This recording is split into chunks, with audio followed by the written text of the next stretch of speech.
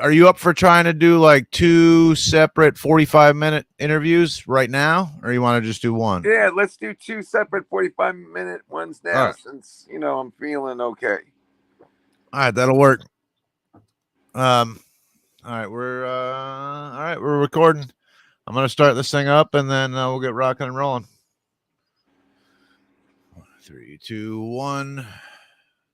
All right, welcome back, my friends, to the show that never ends. We're so glad you could attend. Come inside, come inside. This is Agora. This is another installation of Old Punks Never Die. They just moved to the back, and biography of Paul Cripple of Reagan Youth.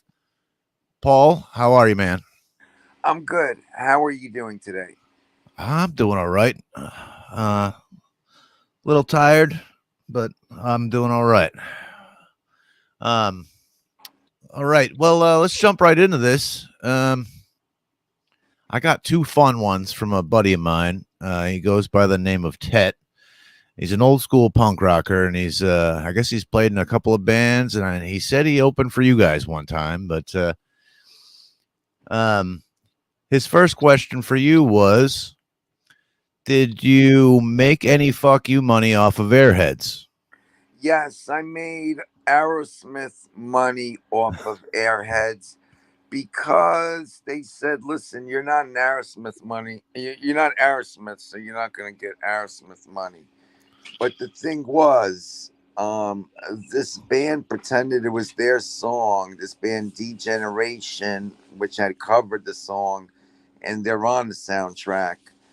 And when I found out, like I was married to an actress, and Steve Buscemi was going to direct her in this movie called Trees Lounge. He said, "Let me call this actor up.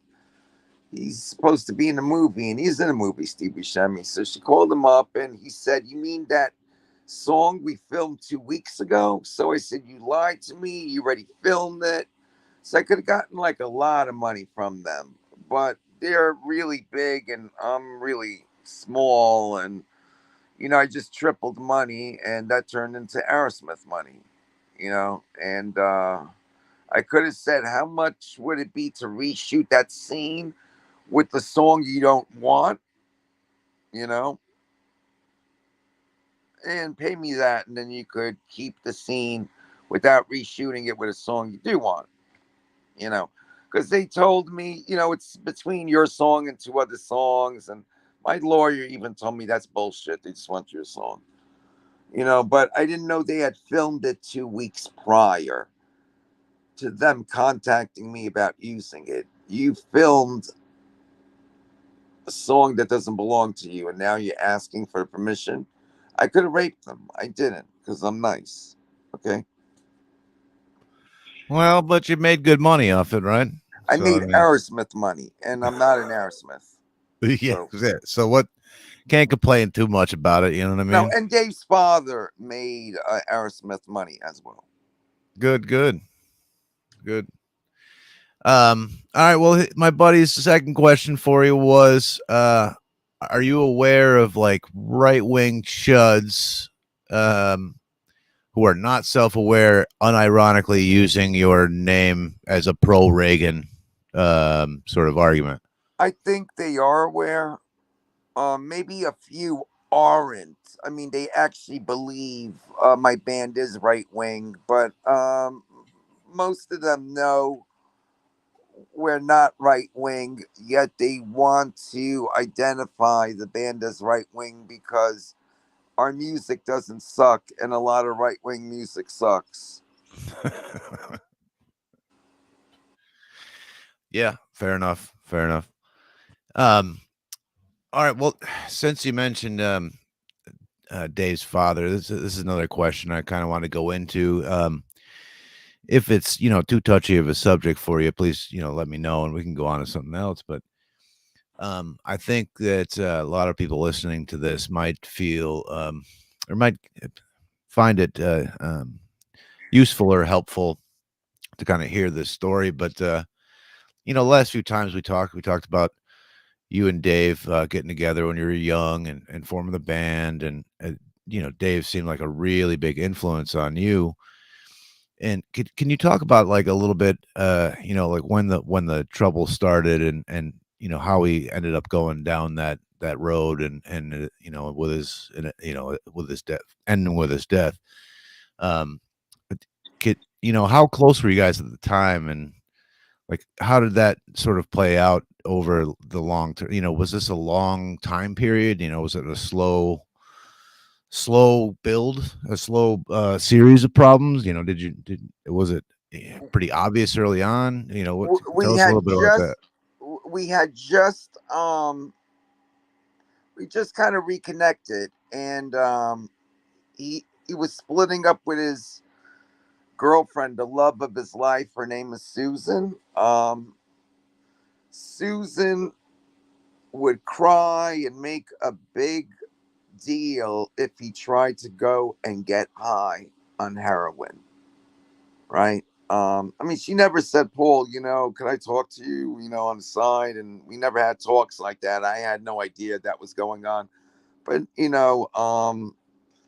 we talked about it afterwards. But when she left, and Dave, being the wise ass he was, told Susan, we're having a going away party for you. We're having it after you leave. I mean, really mean. Come on, you've been this with this girl for like, I don't know, 3, 4, 5 years. It seems like, and now you're splitting up, and you're being like super mean to her. Like, come on, have a little dignity. Give her a little dignity.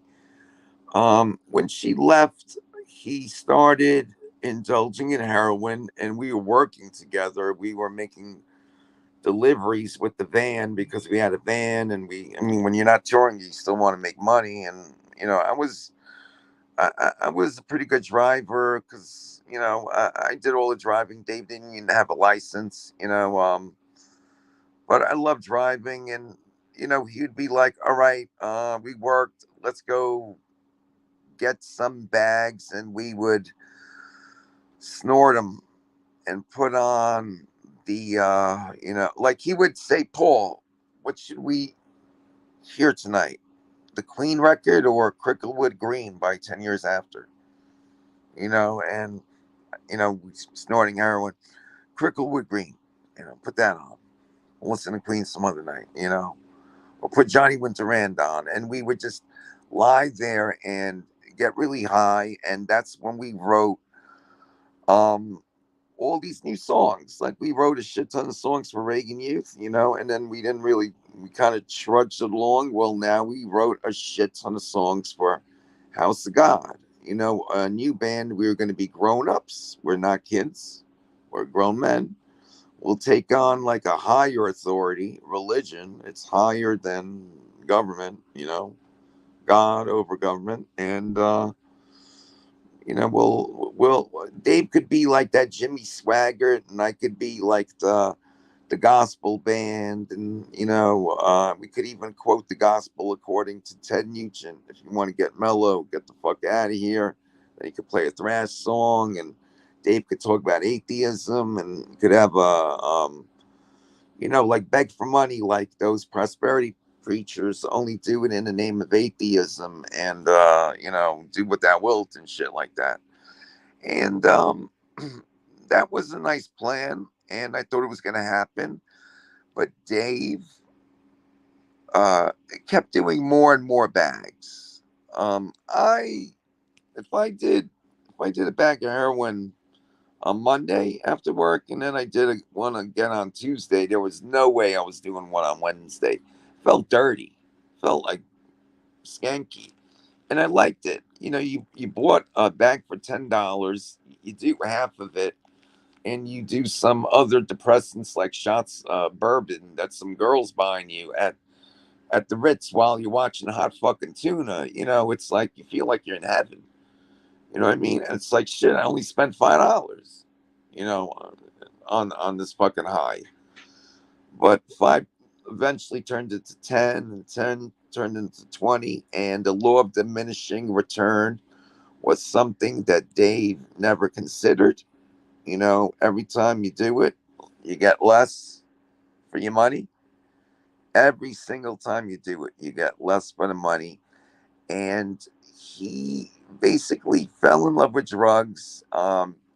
Didn't care about the band anymore. You knew he didn't care about it when we're recording volume two. And he just refuses to show up after he's there the entire time when we're recording music. But when it's time for him to record his vocals, that's when he conveniently just decides to stay home and just snort bags. And he used to watch TV like 2 inches from the screen. And it was just like so frustrating. I didn't know what to do. I'm not equipped to handle, like helping a friend like that, get off drugs. And yes, I said, what do you want me to do? Stay up with you all night and take you to the rehab at like 4 in the morning? Have you wait online outside of like, Beth Israel? I mean, that's shit I ended up doing for myself eventually, but I was willing to do it at the time, and I wasn't addicted at the time. And see him get addicted like that really broke my heart. And then he shows up to sing, and the guy he owed money to probably knew what time he's coming home from the studio, because when he got home from the studio was when he was attacked. And I thought he just blew off the record. I had no idea whatsoever that that he was in a hospital. I thought he was blowing the record off like he'd always done it. And I remember after a couple of weeks, Nicky Garrett contacts me. He said he's never come in to fix his vocals, and he's never come in to mix the record. And he's like, "Do you want to mix it?" And I said, "No."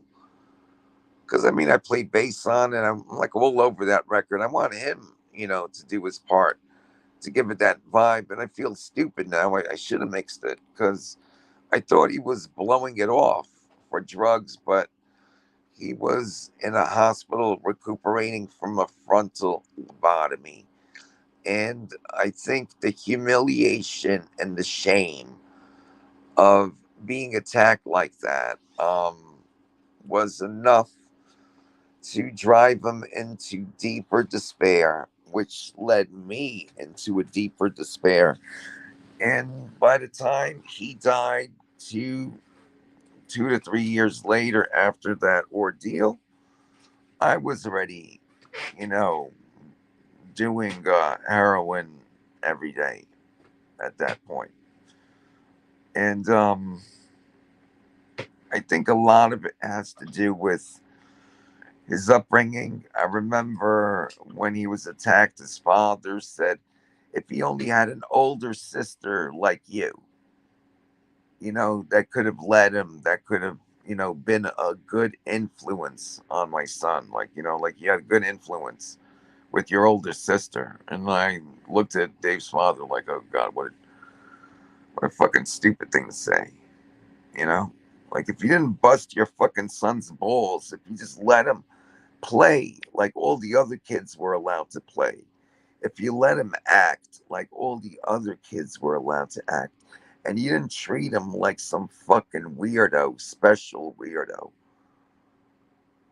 you probably wouldn't be feeling such pain that he had to numb by doing the best drugs he knew, which dealers would be selling, out of a bodega for the weekend, and then it'd be be sold like 2 blocks away at a laundromat for the next 3 days. And he would know all these things, like like all these places. And it was like Dave, you're. I mean, if he made those kind of connections in the movie industry, like he was shooting film at the new school, like he wanted to shoot film. If he worked like that to make movie connections, like he made heroin and cocaine connections, he would have had quite a impressive amount of connections. Because who the fuck knew, what spot was selling cocaine, but just that weekend, and then it was going to move 2, 3 blocks away to another location. And I I think it's very sad what happened to Dave, and uh, I'm I'm not surprised now, but at the time when it happened, it's like you're so smart. You're someone I look up to. I cared about you. I still care about you. All these things were going through my head at the time. But now through the Monday morning quarterbacking, like, 30, 40 years later or whatever, I could see that, the guy's life was just too difficult for him to ever feel comfortable unless he was sedating himself with monstrous amounts of opioids. And he was on 140 milligrams of methadone. And I said, that's bullshit. They don't give you more than 100 unless you're dying from AIDS. Not have AIDS, but dying from AIDS. And he said, oh, yeah. And he took out a methadone bottle. It had his name on it. And it said 140 milligrams. And I think that was his way of telling me, I'm not just HIV positive. I have full blown AIDS. So yeah, that was like a lot.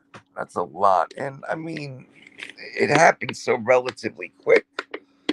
And I think Dave's, upbringing, so being so sheltered, he wanted to show that he could deal with the street and navigate, the ways uh, you know, of street dealing and all that. But he was a total failure at that.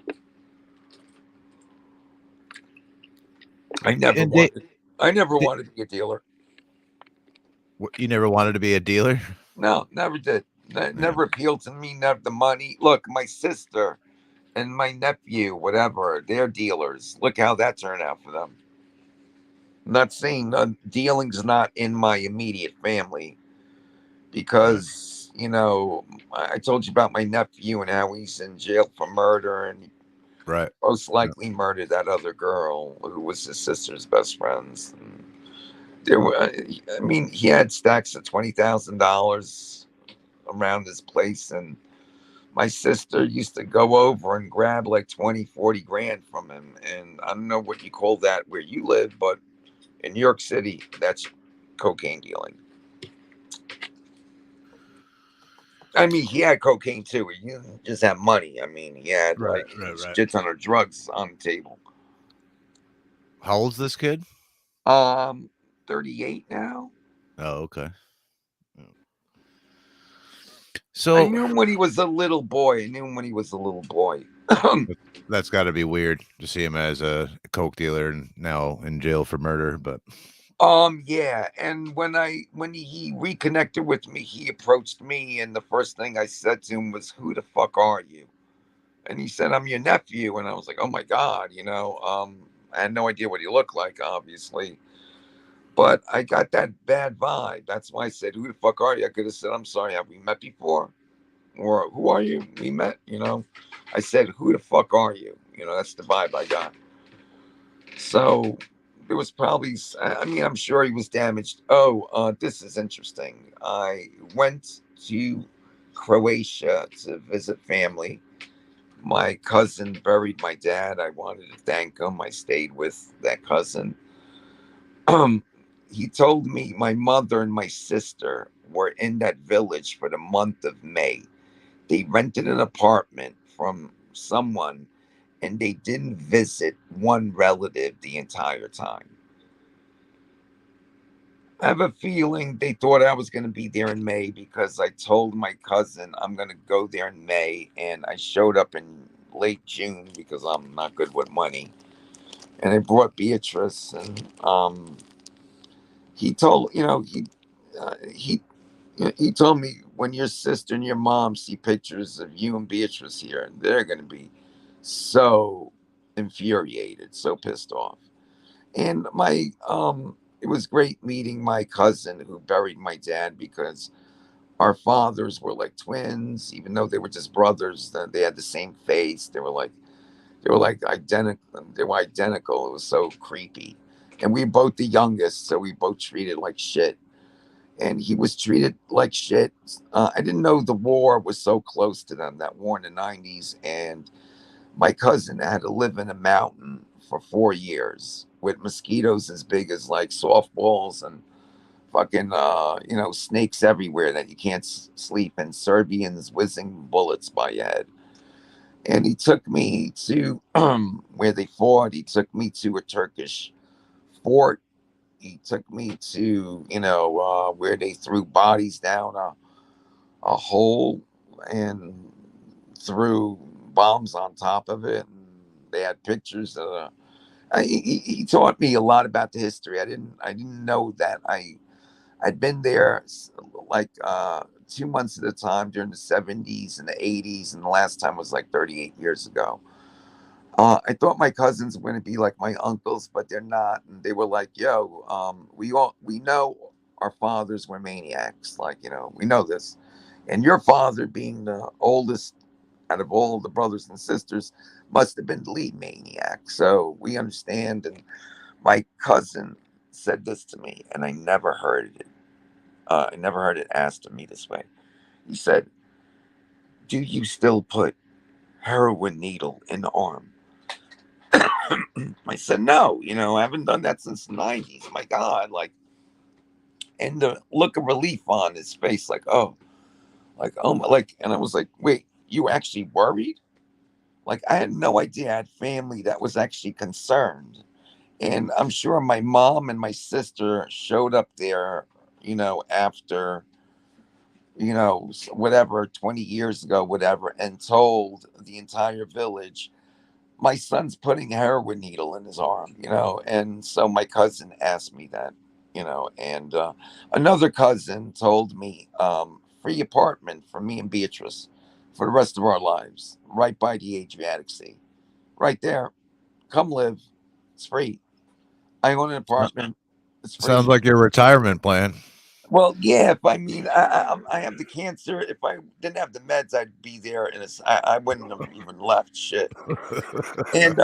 And because my father was born there, I can easily get a passport. And I wanted to marry her there, and they're like, "This is fishy. Two Americans want to get married in Croatia, but if I get the Croatian passport, then I can marry her there without them thinking it's fishy." So I'm definitely gonna do that, and we're definitely going back there.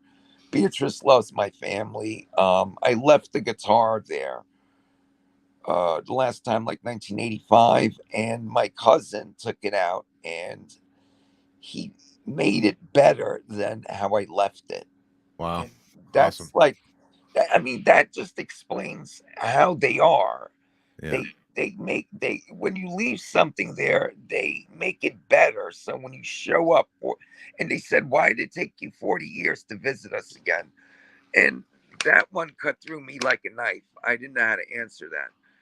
I was like, "Oh my God, all these times I toured Europe and I could have just flown, and my cousin would have picked me up." And another thing, my cousin that I stayed with, a local. Well, first of all, I'm related to everyone in that village, either by marriage or, like, this guy's like, "Oh, your cousin's husband is my father's brother." Like, we're all connected somehow. Like, here, local is like your cousin, and he calls himself Bronx, because my father left a shirt there back in the '60s, and it was too big for my cousin. He gave it to that cousin, and he wore it, and it said Bronx on it, so everyone called him that. He didn't call himself Bronx. But yeah, when I brought up my cousin Bronx, "That's your cousin Bronx?" And one of the locals was like, "Cousin Bronx is a legend in this village." And I saw him when he took me to the village where he actually fought. And he showed me the burnt out houses, Serbian houses, and there were way more rocks with crosses on the road where Croatian soldiers were, you know, well, were killed during the war. A lot of death there, but I saw how the locals treated him when he was buying his potato chips and waiting to cross the street. Where he's talking to them, they like treating him like a rock star. And he showed me a picture of, his little unit that was in the, that fought. And I mean, my cousins were like, we fought too. It's like, yeah, but you had coffee in the morning. You know, did you live in the mountain for 4 fucking years? That's a big fucking difference.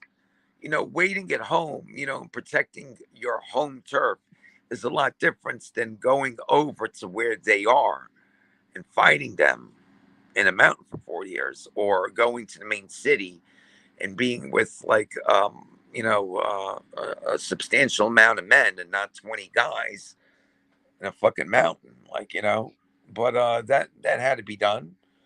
And I respect him because I know if our fathers were so similar, if his father was the one that came to New York, he'd be the one you'd be talking to right now, and Right. I'd be the one that would have been picked. And my mother, when the war started in the '90s, told me about my cousins. The one that fixed my guitar, he's going to the main city to protect it.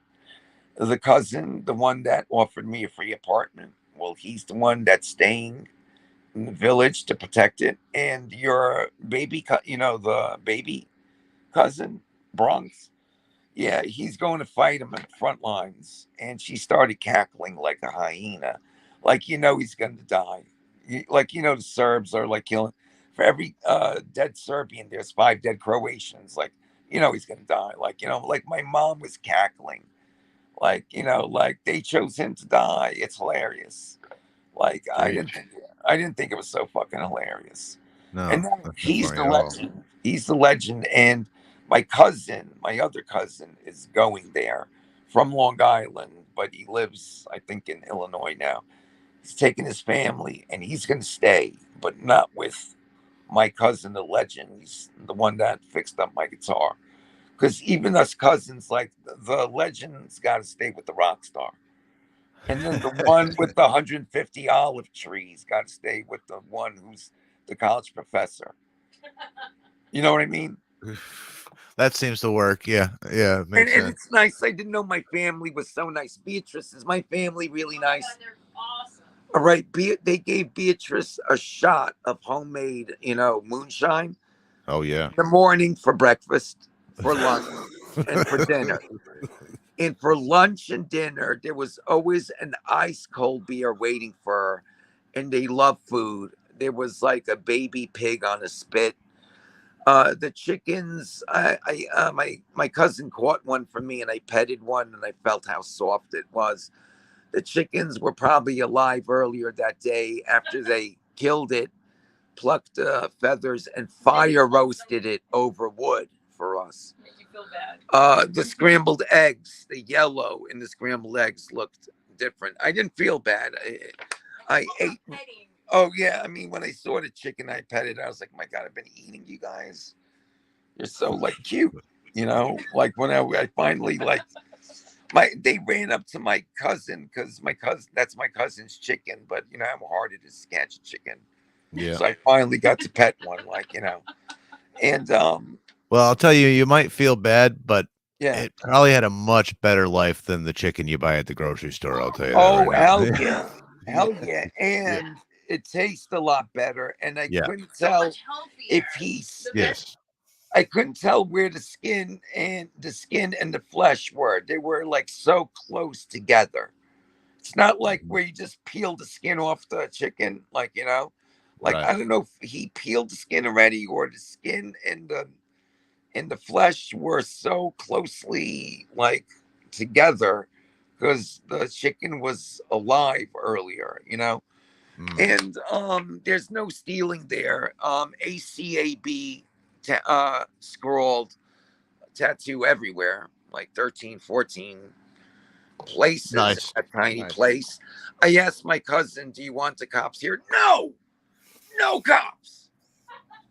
All right, just ask. That's It's a good, man. tourist. It's a tourist destination. Germans, Austrians, Czechs, Poles, and Italians frequent that place.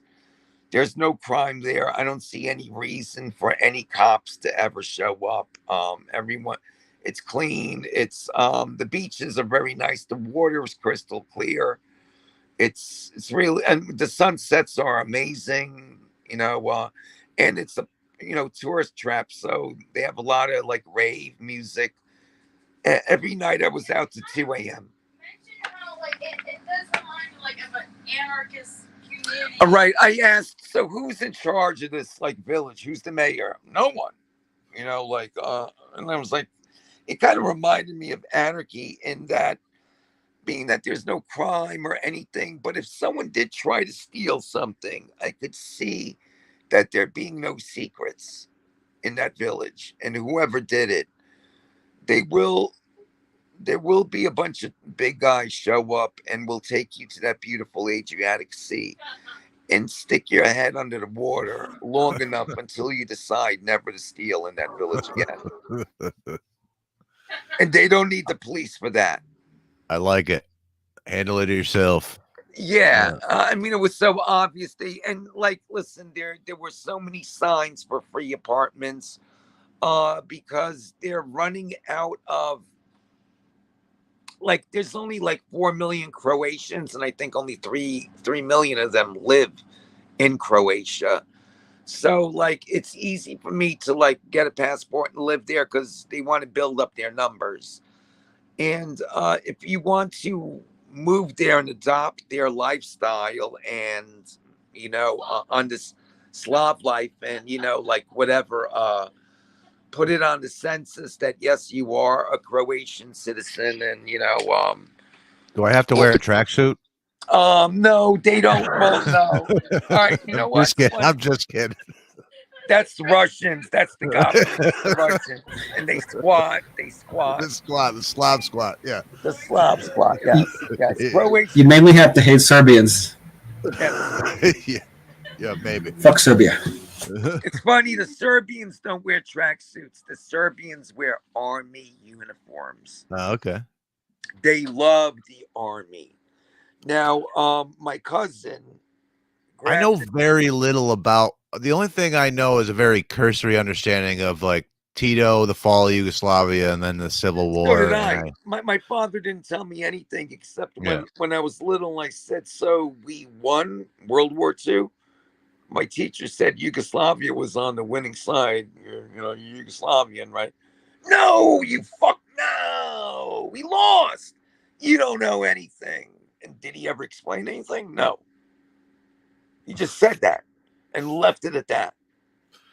So my cousin did a lot of explaining. Like, our grandfather died. He went out like Rambo fighting the Serbs in Šibenik in 1943. And my cousin rolled his eyes and told his wife, explain it to him in English.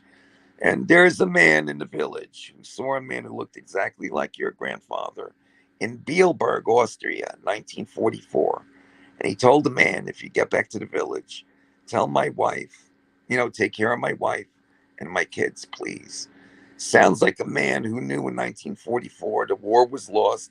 He's going to bury his uniform, learn some Slovak words or Polish words, and go reinvent a new life. Hook up with a war widow and just fucking, just live, because the losers were made to march from Bielberg, Austria to Greece, and they were whipped the entire time. And if you survived, well, then congratulations, you can live the rest of your life.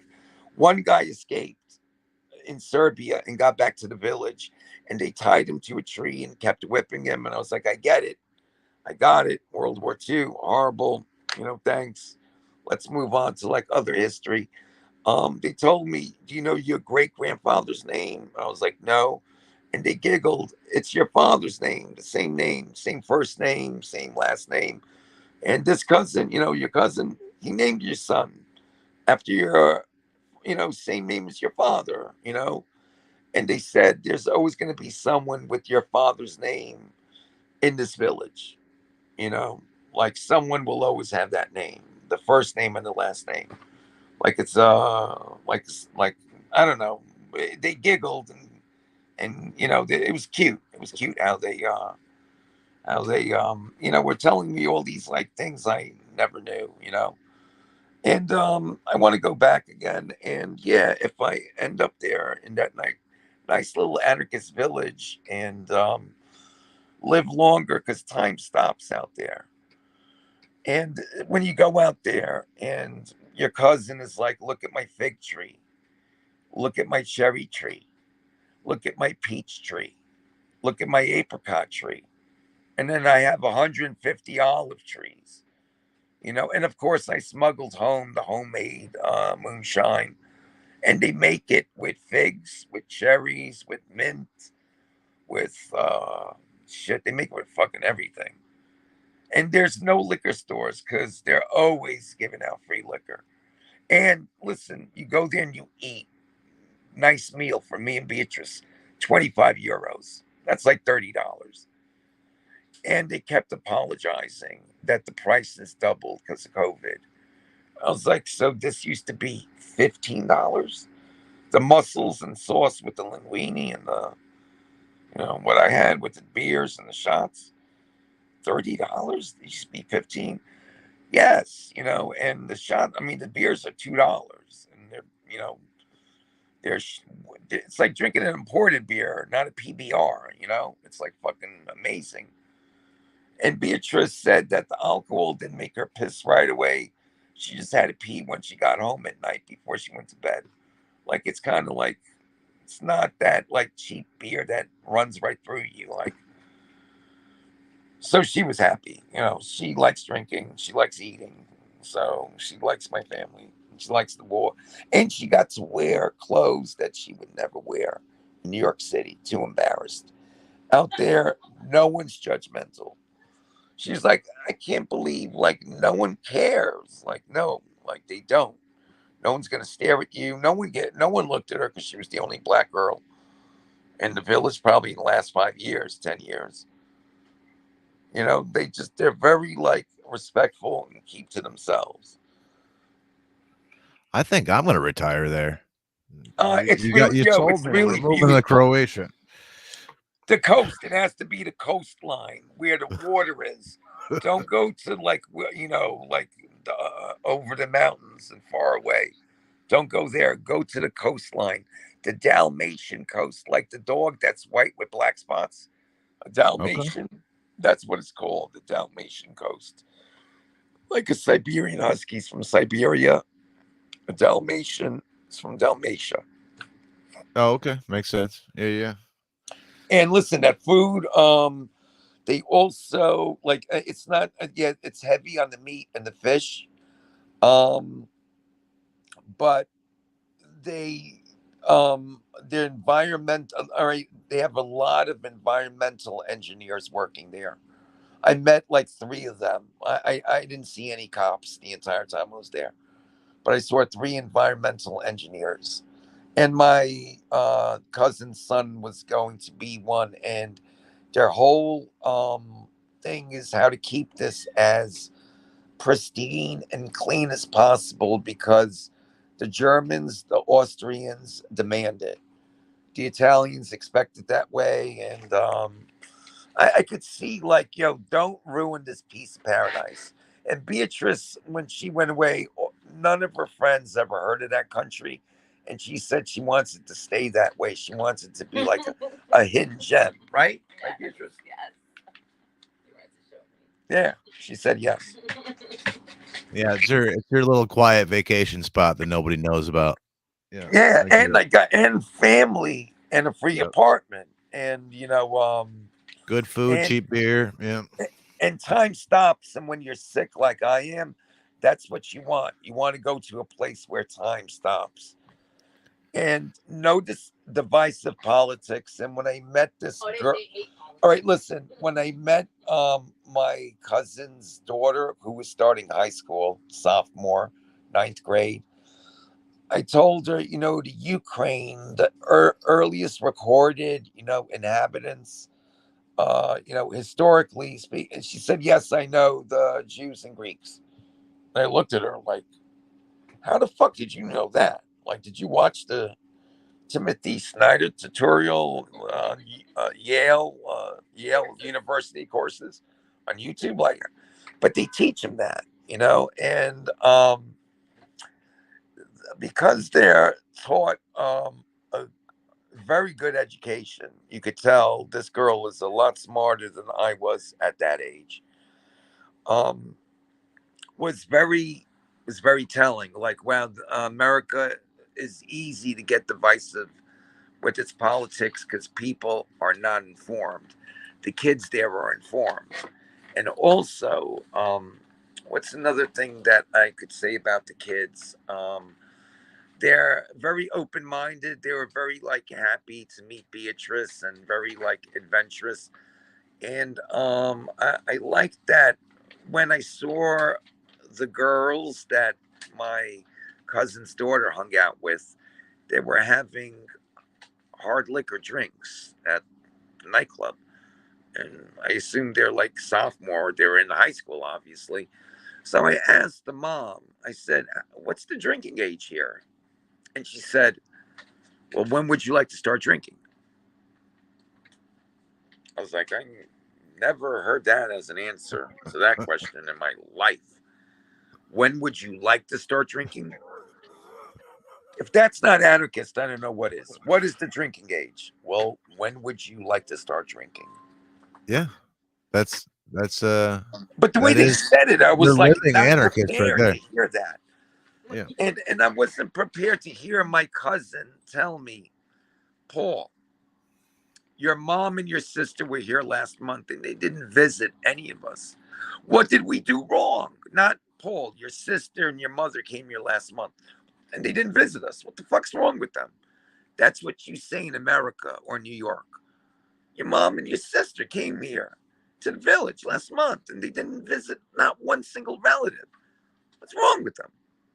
They don't say that. They said, what did we do wrong, Paul? And you didn't do anything wrong. I think it said sramota, which means shame. They were ashamed. They didn't want to see you because they felt shame. I don't know. Like, but you didn't do anything wrong. And they kept saying, we just buried your dad. We didn't do anything wrong.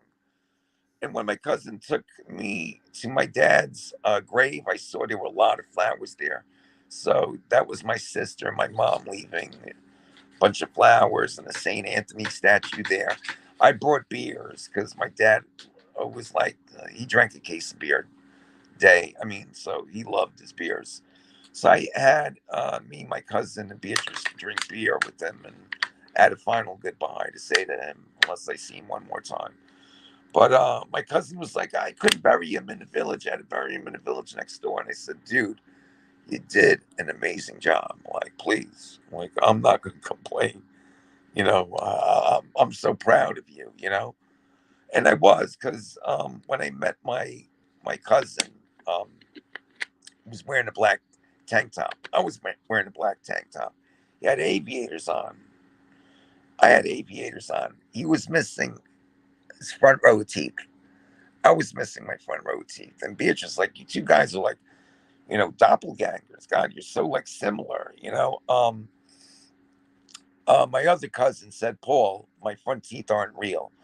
It runs in our family. What does? Missing front teeth, Alzheimer's, and cancer. Like, you got the cancer, so does your uncle. Your dad had Alzheimer's, so does his sister. Like, wow, like I never knew this. Wish I knew this 40 years ago, but I guess they didn't tell me back then. But anyway, it was nice. I'm sorry I sidetracked your conversation. No, that was From great. family, my family. One more question about like what's the landscape like? Is it a lot of mountains and lakes? Is All it right, all right. There's mountains all over the yeah, Balkan mountains in right. Turkish. Like Albania has a whole bunch of mountains. Every country there has mountains. I have a Slovenian mother. My cousin said, "Are you going to go to Slovenia?" I said, "No." He said, "I don't blame you. I was just there. It's nothing but mountains." Now, where I was at was on the coastline, like, and right by the sea. As soon as we woke up and ate, we walked for like a minute and a half, and we were dipping our toes in the Adriatic Sea. Um, right behind the sea is a lake with like 200 species preserve, very important. And then like on top of the lake, there's a Turkish fort, and there's the catapult. There's the Turkish bath thing, and they turned it into a little tourist spot.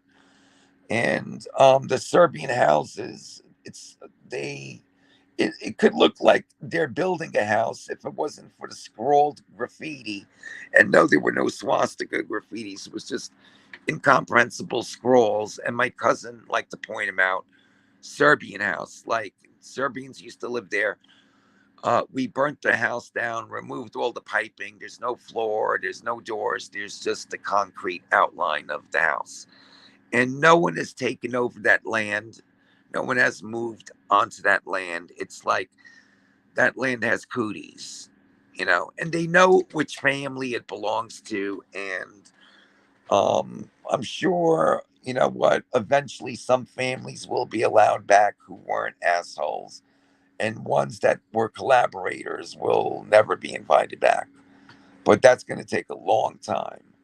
So it was like I said, I didn't realize the fighting was so close to where my dad's village was. My cousin kept putting his fingers together like this, 50 meters away, 50 meters, like that close. I had to go there and fight. I had to go, and yes, mountains right after that. And he showed me the mountain the army went over and surprised the Serbians by going over a mountain that they thought was impossible to bring an army, tanks, artillery, heavy artillery, artillery, I can't say that word, down, Artillery. yeah, artillery over the mountain and down to where they were. That was like, I think it was called Operation Storm, and it's like they won the war in 3 days. Not that it was easy, but in 3 days it was over, and it kind of disheartened the Serbian people because they sent 35,000 soldiers to take over a town, and they thought it was only going to take 3 days because that's 35,000 soldiers, that's tanks, that's artillery, the MiG fighter jets, all that. And the Croatians had it like, I think they had 5,000 fighters, and the 500 Serbian families in this town sided with the Croatians, the old time Serbians, because um, that was their town, and there's an army that's showing up to destroy it. And it's not a Croatian army; they're here to defend it.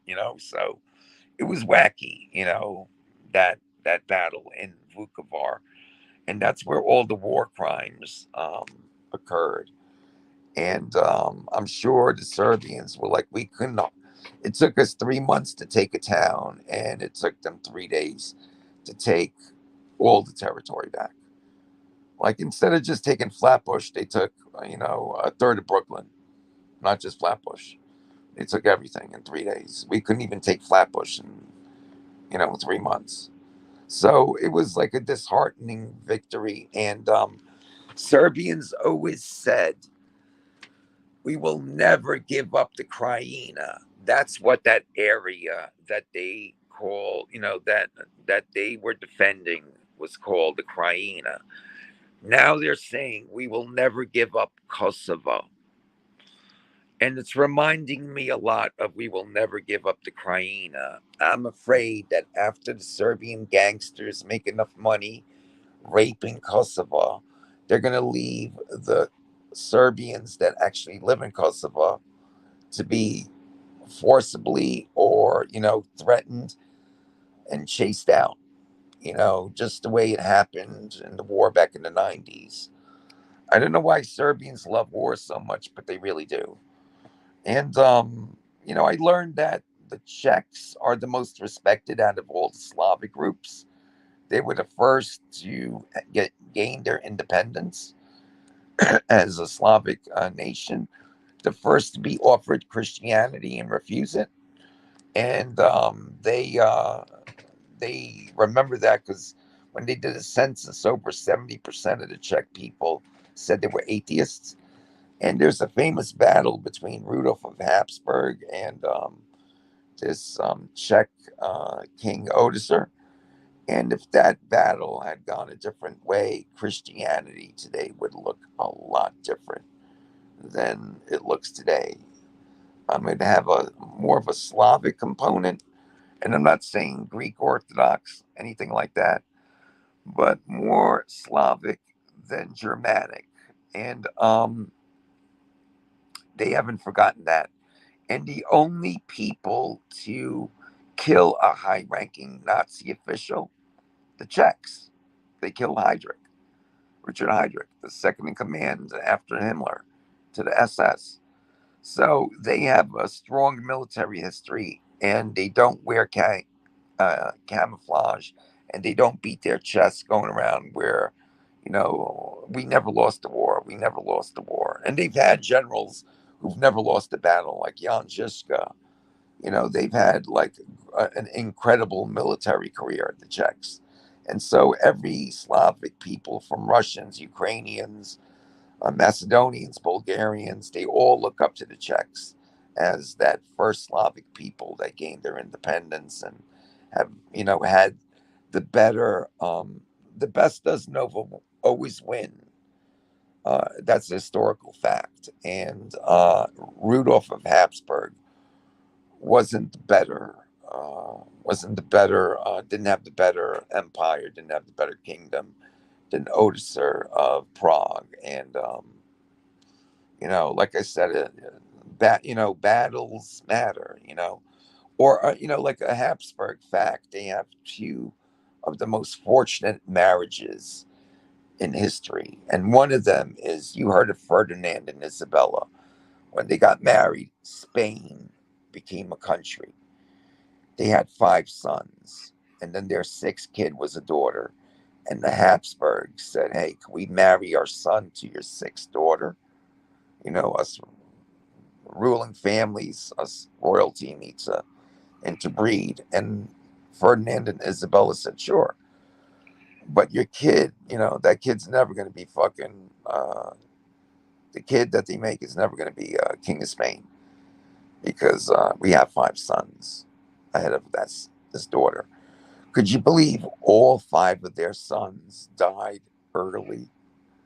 And then the sixth kid, the daughter that married a Habsburg, ends up their kid ends up becoming king of Spain.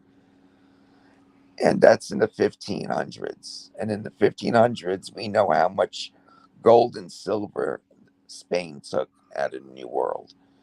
And the Habsburgs also became the ruling family of Portugal and Holland, the Netherlands. And those were the three maritime powers in the 1500s and the 1600s. And in the 1700s, that's when they said, fuck the New World. We want our possessions back in Eastern Europe. And they brought their fight to Turkey. And, the Habsburgs started gaining their their possessions back from the Turks and stuff like that. But yeah, what a fortunate marriage. I mean, and that's history for you. Yeah, history is a weird thing, especially the colonial period. It was so much Yeah, you hear intermarrying, fighting, and feuding. Yeah. And you hear Ferdinand and Isabella, well, their kid must have been the next king, right? Nope. What do you mean, no? They had 5 sons. They all died early. Yep. And Probably who from ends up? inbreeding. Yeah. And who ends up being the Habsburgs? And the Habsburgs have so much fucking money. Yeah. Right place, right time.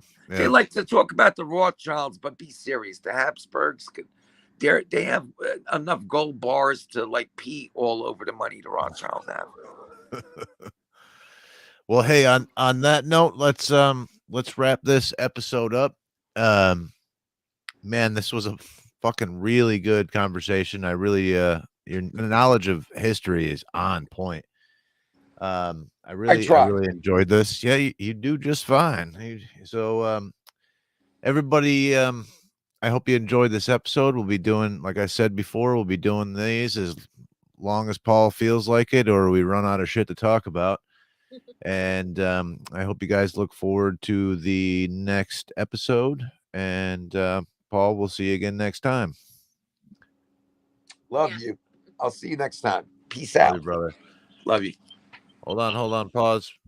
All right, we're gonna break here, and then we'll do another quick one if you're up for it. Sure. We'll do a All right. break and give me like 10 minutes. Let me All right. smoke a bowl. All right, I'll see you in a couple minutes. Yep, groovy.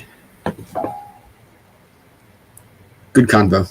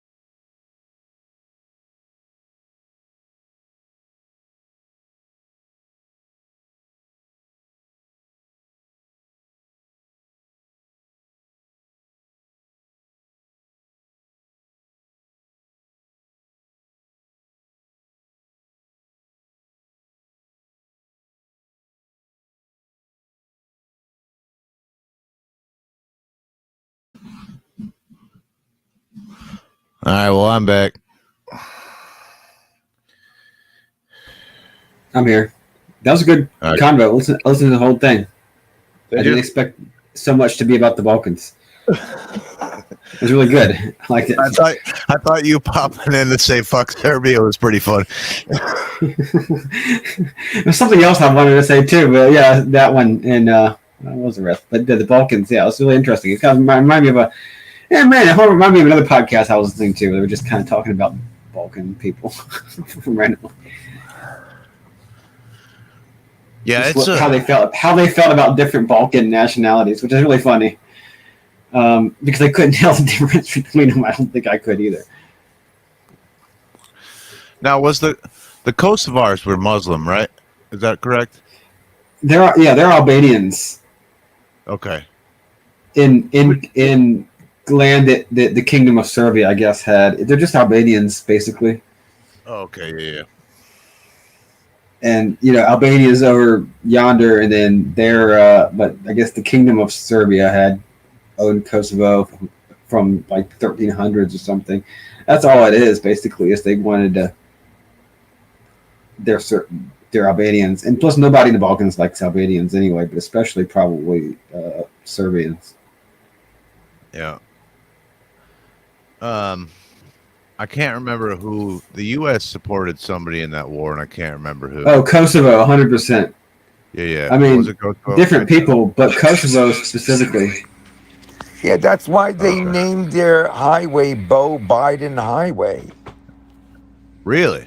Yeah, they're actually in like Kosovo, crazy the highway pro-American. is named the Bo Biden Highway. After Huh. he died, they were like so thankful to Joe Biden, and they want listen. There's a vassal state.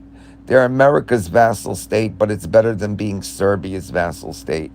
Do you know which country Adolf Hitler said he wanted Germany to emulate in Mein Kampf? Britain? Nope. No. Okay. Serbia. Okay. Militarily strong, ethnically pure, and no one's ethnically cleansing Albanians like these people.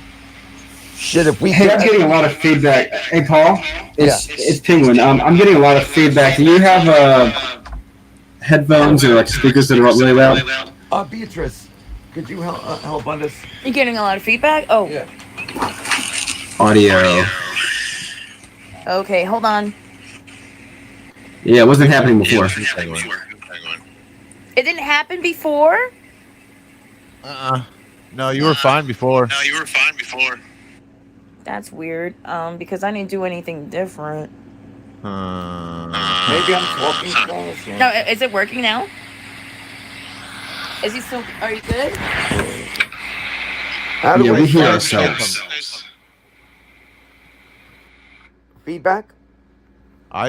He sounds okay to me. Should we rejoin? Like start from? He said Yeah. it sounds okay. Maybe just leave and come back and try that. I'm gonna do the same thing. All right. All right.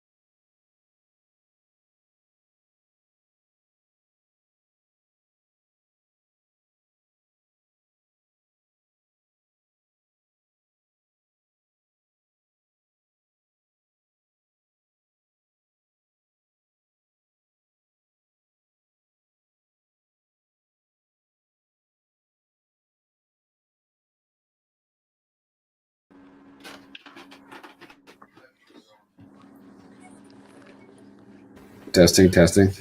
Hey, testing 1, 2, 3. 1, 2, 3, 4. You still have some audio, but I'm just wondering how you can get back to where it was, because where it was, we weren't getting any feedback. All right, so you still hear feedback now? I don't hear it on my end.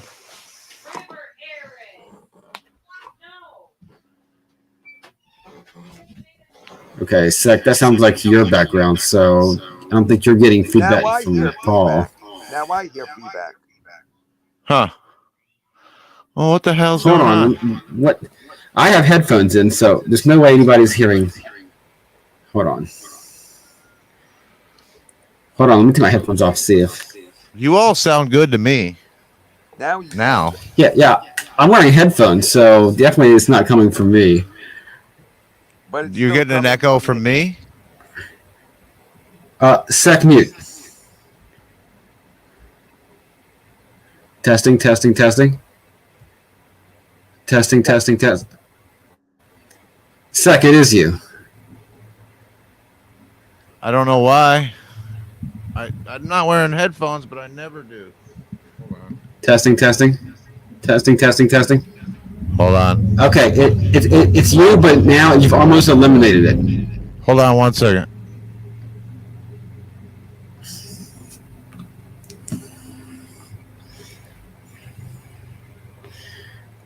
Oh, I did just hear your family in the background, but that wasn't. Yeah, I don't know. It's really strange. It's like your mic got more sensitive.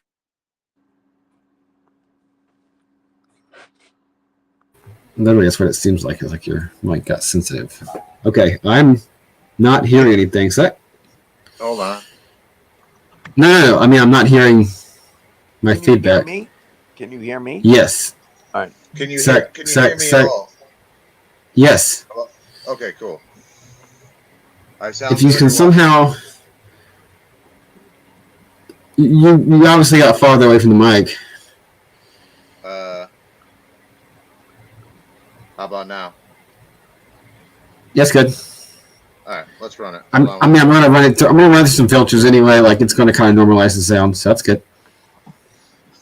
All right, let's rock and roll. I can go for like another 20, maybe 30 minutes. I like to put my see my daughter before she goes to bed. So, so we got another half an hour. I'm just gonna roll right into this, and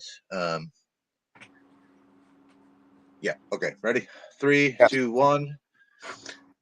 Welcome back, my friends, to the show that never ends. We're so glad you could attend. Come inside, come inside. Yes, I did that twice in a row.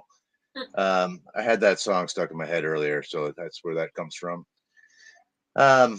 Welcome to another installment of Old Punks Never Die. They just moved to the back. A biography of Paul Cripple of Reagan Youth and House of God. Paul, welcome back again, man. How's things? Things are doing great. Thank you for having me back. So on the last episode, you talked about your lovely vacation, going to see your family in Croatia, and you mentioned like your cousin asked you, "Hey, you're still sticking a needle in your arm," and you mentioned getting clean in the '90s, and I was thinking I've struggled with this question like my entire life. I was a young man. I was kind of above politically aware, above average intelligence, that sort of thing, and I struggled with depression and drugs back then too. And like, what is it about people that are, let's say, somewhat politically aware or free thinkers or something along those lines? Not to toot our horns too much, but that we sort of struggle with the emotional side of things, or like struggle with drugs, or depression. And you see this story over and over and over again. Every decent artist or thinker or poet is an alcoholic or doing drugs or whatever the thing. So is it just that you're like people of that mindset Do you think they're just like very aware of the amount of pain in the world and have trouble coming to terms with it, or empathize with it, and they sort of express that in their art, but they're sort of traumatized by it at the same time? Like, what do you think? Where do you think that comes from? I think empathy is a big part of it. Artists definitely know how to feel, and I think they feel despair a lot because I think they see how the world could actually be if mankind just, got a half a percent or 1% more brain power. You know how we only use like 10% of our brain or some shit like that.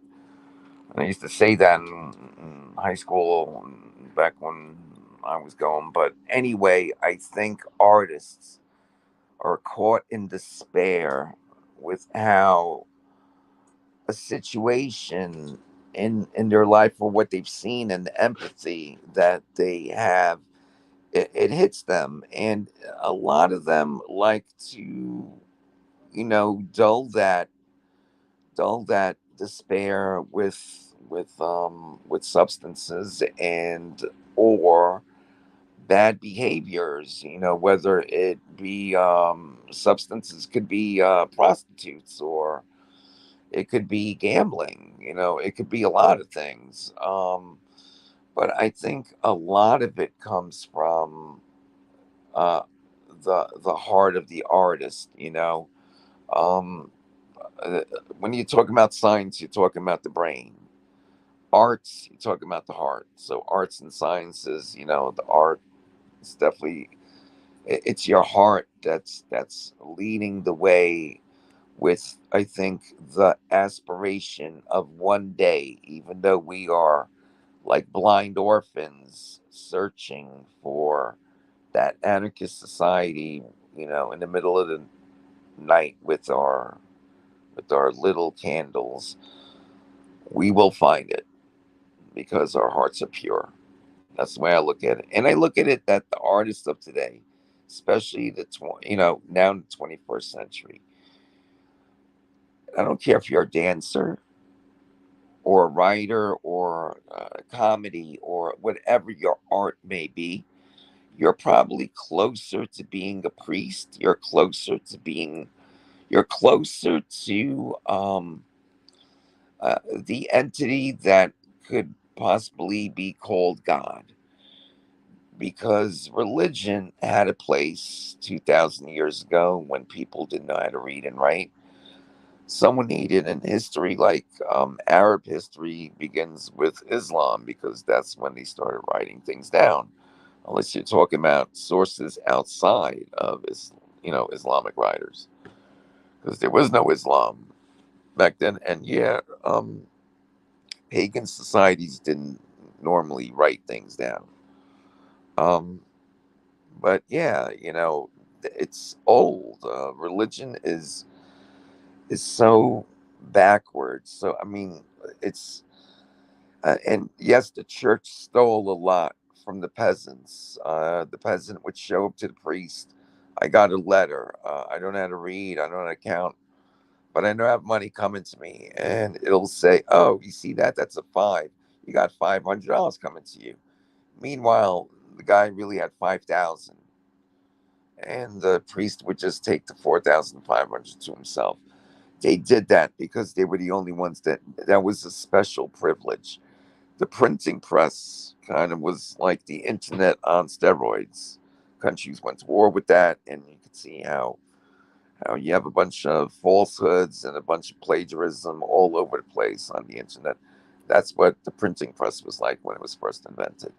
So yeah, and you have to have balls to allow a printing press onto your territory, because you're going to make your people smarter. And what's the justification for having a church, a religion? Are we still connected? Yeah, Oh, yeah. I Well, just put that I out just there. like listening to you talk, man. So I was just Oh, letting you roll with it. oh, No, thank you, no, thank you. yeah, yeah. No, so yeah. I mean, I think you. So what place does Okay, let's go with Well, this religion direction. does have a place in America, and it's to rile up people to make them believe that Jesus had the physique of Sylvester Stallone and would be called Rambo if he was alive today, and would sound exactly like Elvis Presley.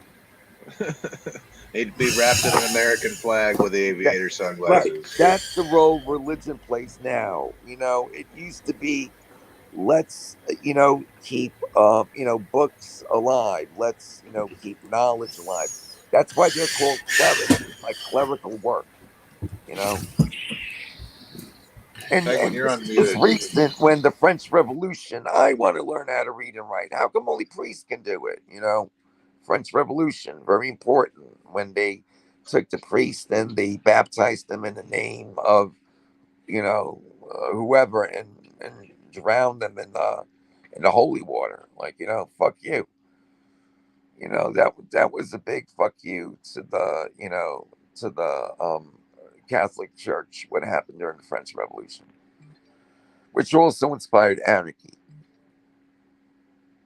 Yeah, in some sense. Yeah, I mean everything's sort of stems Well, from all there were relative old radical politics. revolutionaries. There were old Yeah, revolutionaries in the Paris Commune, along with anarchists and the Blanquists. Blanc was in jail, so his political party didn't have any kind of power during that period. And the Franco-Prussian War ended, and the French asked if they could get their weapons back from the Germans so they could go kill everyone in Paris. And they'll say disparaging things about the Paris Commune. There was a woman there saying she was Jesus Christ. Yeah, big deal. There's a guy in China around the same time saying he was Jesus Christ during the Taiping rebellion or something. No, I'm probably wrong with that. But I know it had something to do with opium, obviously, in China. But the point is, there are there are there are hopes and aspirations in people who have empathy, who have that despair. Hey, we got to make things better. I don't want to be a disgusting human being that just wants Netflix and beer and doesn't care about the world burning around them. I mean, that can get very depressing for a lot of people who find that very important.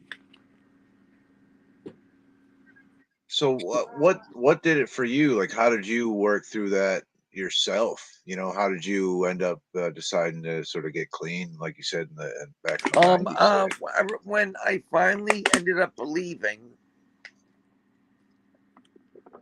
and I remember a counselor said, "You have a disease." I said, "Oh, come on, you believe that addiction is a disease? Bullshit." And he described how if you have diabetes and you eat a case of Malamars, you're going to overdose. It's the same thing if a junkie, takes a bundle of heroin and overdoses. You know, um, and if it's not treated, you end up dead or in the hospital. And if you're not treated, you end up dead institution. And knowing that it wasn't my fault, that I had a disease, I had a sickness. Are you willing to go and get help for the sickness? And they said there's no shame in having a disease.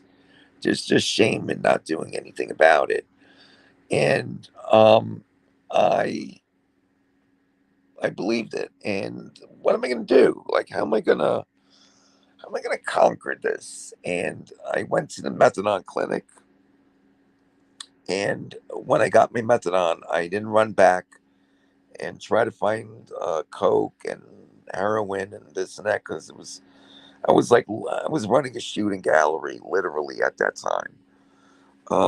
It was in the projects. This girl left her apartment. I had the keys, so I ended up inheriting an apartment, and I just let anyone get high there, or have sex behind the couch, or drug date in this room. And I got to do a lot of drugs and make money. Not that I paid rent or any shit like that. But when you, God, I'm just saying that, you know what, when you're feeling like that, you're running towards it, you're never going to catch yourself. And what I did at that methadone clinic was, I'm not going back there. I'm going to save $1 and get a bagel and a coffee. Bagel's 50 cents, coffee's 50 cents. I have $1 and just eat that bagel and sip that coffee and wait for the methadone to take over and feel it, because I've been taking it and just running to the cop spot or to the shooting gallery isn't going. You're not going to feel it, you know. So I started feeling it, and then from there, I didn't have. If I didn't have money, I'd go to the library and wait for the newspaper, or if no one was looking at the newspaper, I'd end up grabbing the newspaper and spending a half hour there and just allowing the prescribed med to come over me. And um, I started getting turned off by, when I separated myself in that um in that scenario. I it gave me that head start.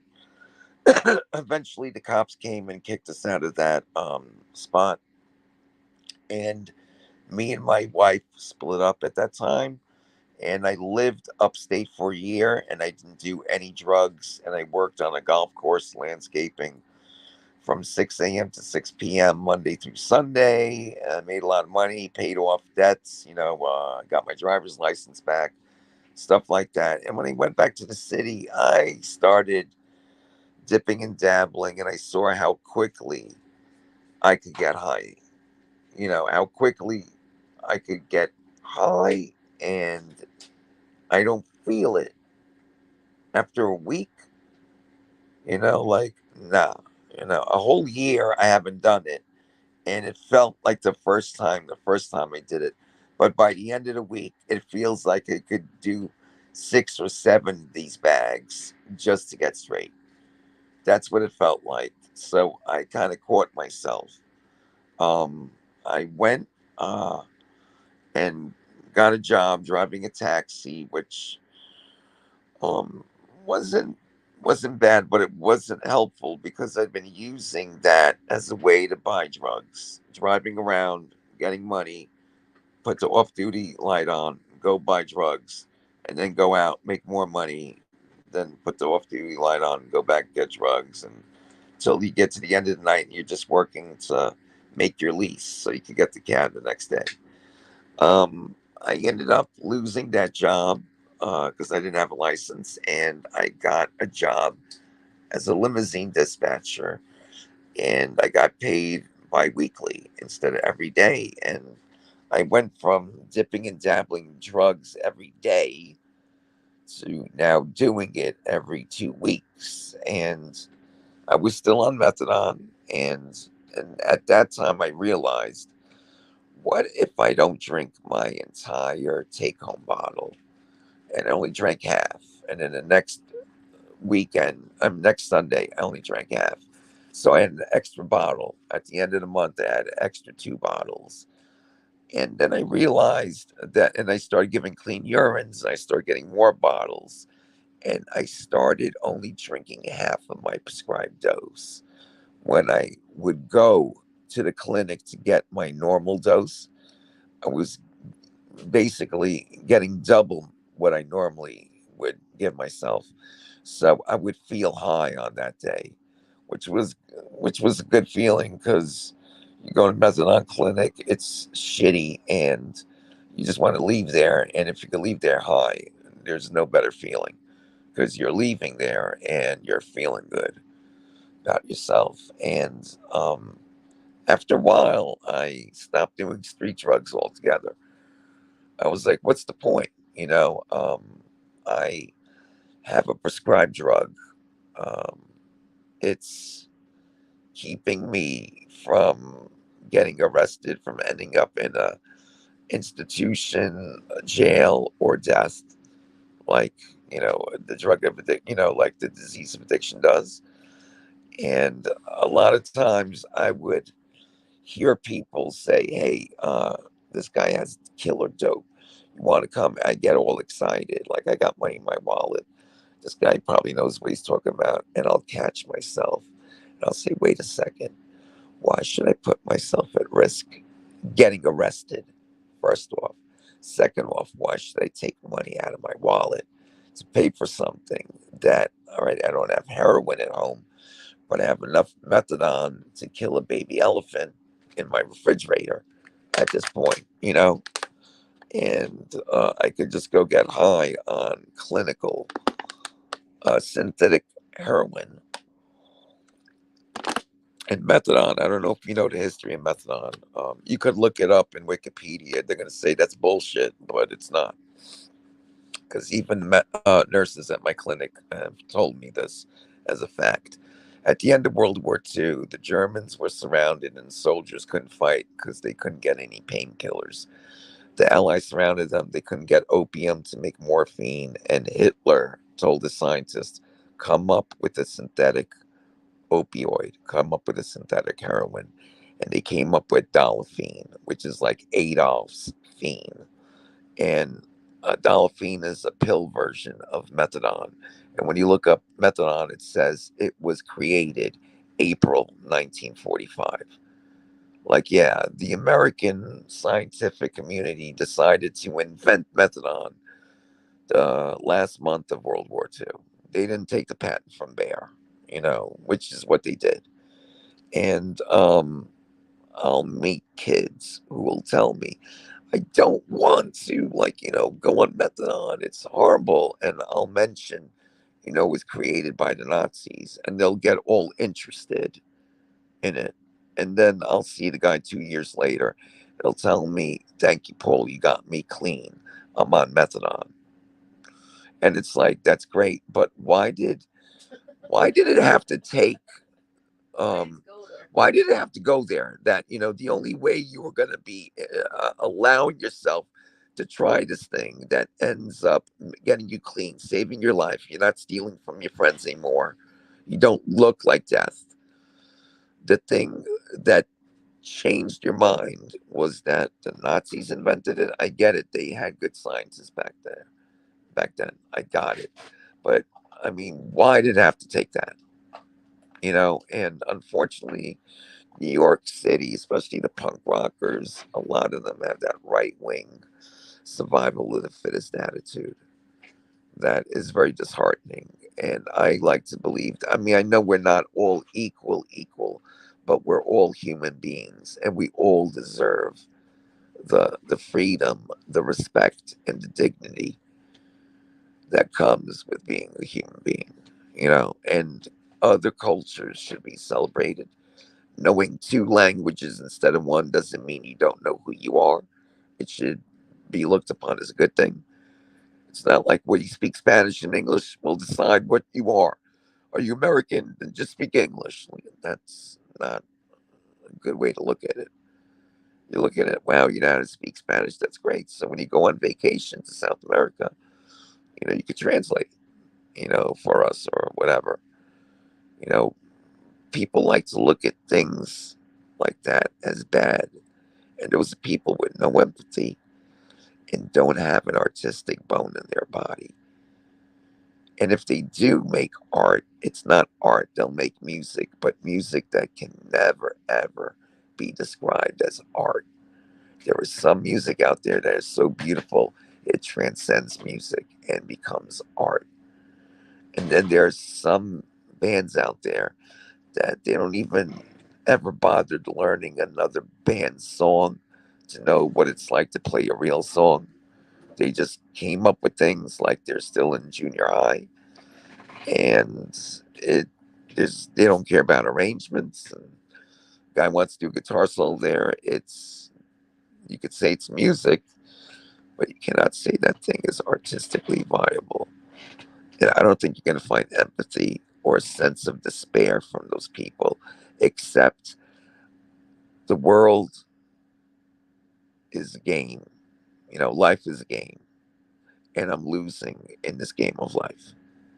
You know, and that's what happens when you get caught up in that survival of the fittest and, you know, alpha male, beta male bullshit. Very dude, very well said. And I don't know, man. Like, I think that what you just shared, which I really appreciate you sharing all that. Thank you. You And I mean, but isn't that the schism that has been going on forever? There are people out there that believe in survival of the fittest, and then there are Yes. people out there that believe that, you know what, we are not animals. We do not run from fire, and we can communicate. And not that animals can't communicate, but we can communicate on a deeper level. And this means that we are, should be considered not like someone's property, not when someone's slave. And I mean, they're trying to make slavery like slavery's been around forever, and conservatives want to bring it back so bad. Yeah, And it's the what you might call social Darwinists versus those who just want to have a good time and cooperate and be cool to each other. they hate that. That's They yes, hate seeing people cooperating or people not being competitive. right. Or They just hate not that. being a dick. Yeah, you Yeah. don't have to crush all those around you to get ahead. Like that's just not. It doesn't have to be that way. But to them, it's like there has to be a loser or they don't feel like a winner. I'm pretty sure Exactly. that Yeah. Montgomery rule when they came together. Oh, Beatrice is bringing up that brawl that happened, that melee that happened. I heard something about a folding chair. I don't know the story of that though. It's, you know what? It's all over the place. We don't have to talk about it. Oh, It's sure, wrong. sure.